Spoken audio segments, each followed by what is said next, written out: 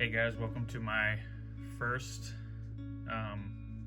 YouTube video, my solo YouTube channel. Decided I want to start putting out my own videos, doing my own thing, and working with companies that I want to work with. For the first fly I'm going to do for the channel is the Murdich Minnow. It's a great smallmouth bass pattern. Yeah, became pretty popular with my customers lately, and it's for a good reason.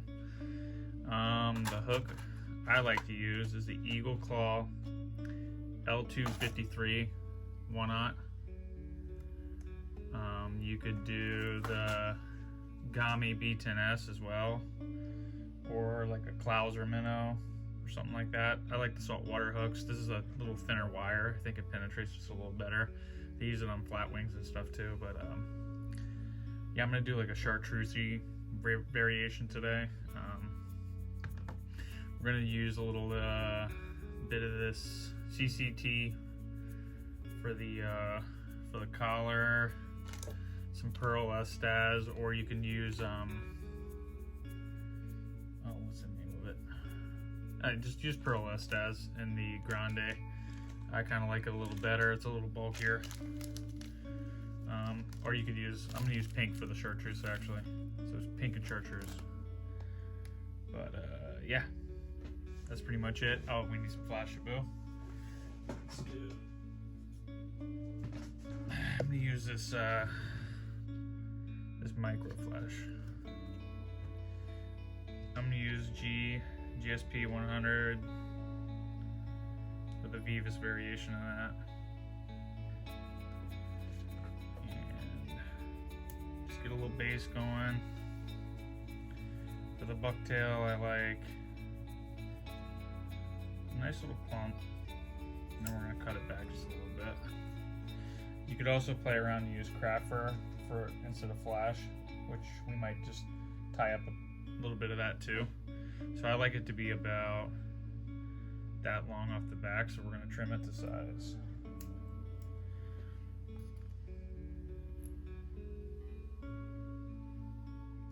Cinch it down. When I use a GSP, I like to put a little base of zap on there with it.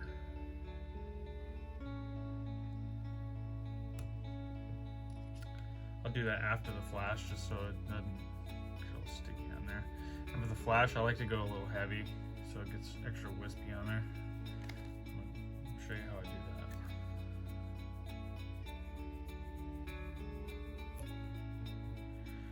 that. Generally, I like to do one of these. Just taper just a little bit. Doesn't have to go crazy.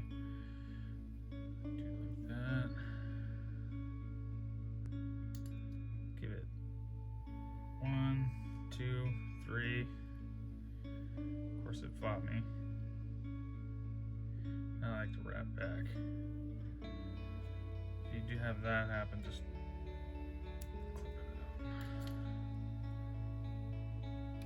it out. I like to clean that up a little bit.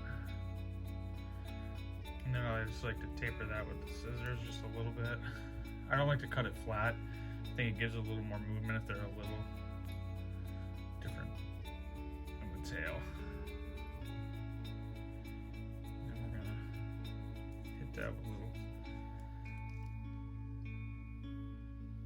A little too much. Okay, let's do that.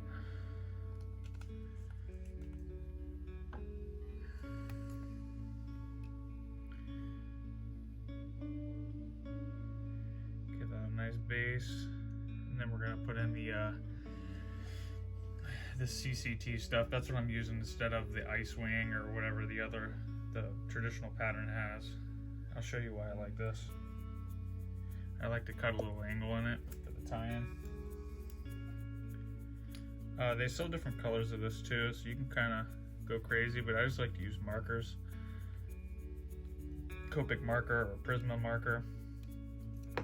Or Sharpie, whatever you got.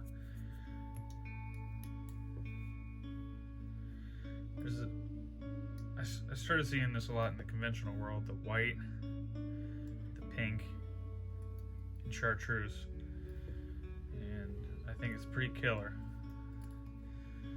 When I spin fish, I fish a little rooster tail in similar colors for smallmouth and absolutely slay it with this particular color combo. So I wanted to start using it in my flies. What I like to do is just trim that down a little bit after I don't like it puffy on the side, so just trim that down with your scissors.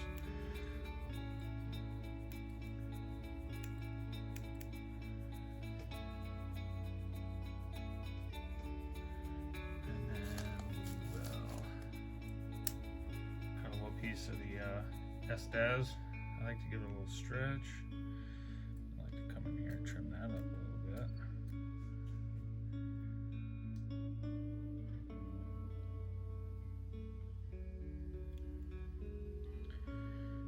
And for eyes, you can use whatever you want. I'm just going to use these, I think. These little basic Wapsie or hairline, one of the two, I forget. And I like to make these wraps nice and tight against each other.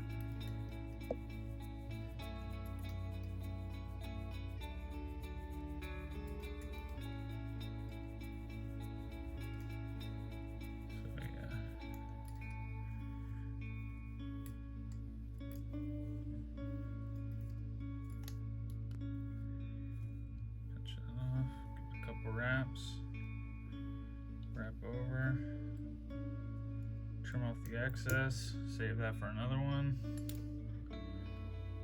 clean that up, do a couple half hitches or whip finish, whatever you like to do.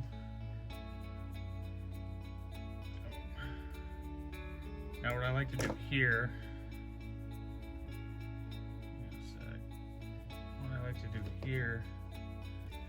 a little bit of that zap or head cement or whatever you have resin, whatever you like to use. Coat that thread wrap right there. And then, if you want to use markers, you can, but don't have to. I'm just going to do I might leave that like that actually.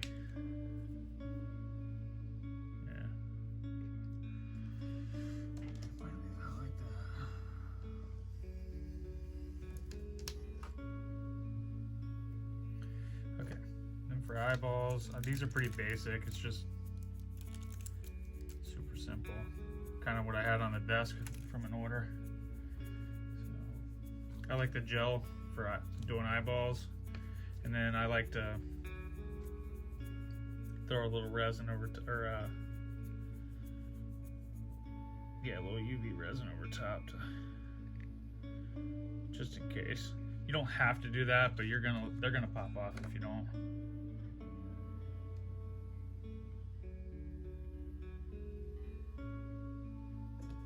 Another trick, use your scissor. Set that eyeball like that.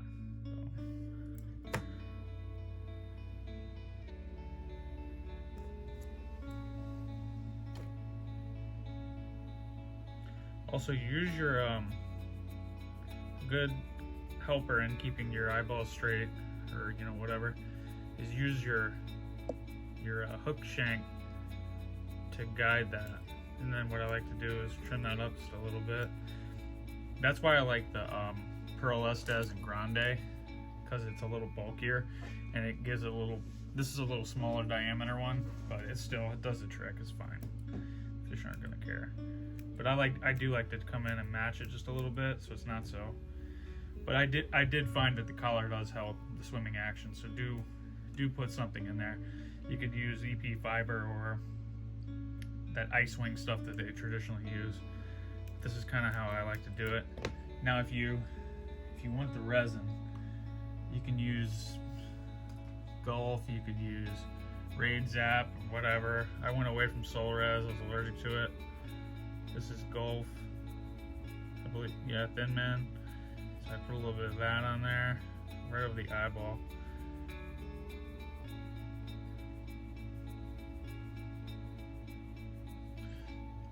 I just do that for personal use and for a lot of my customers, just so that they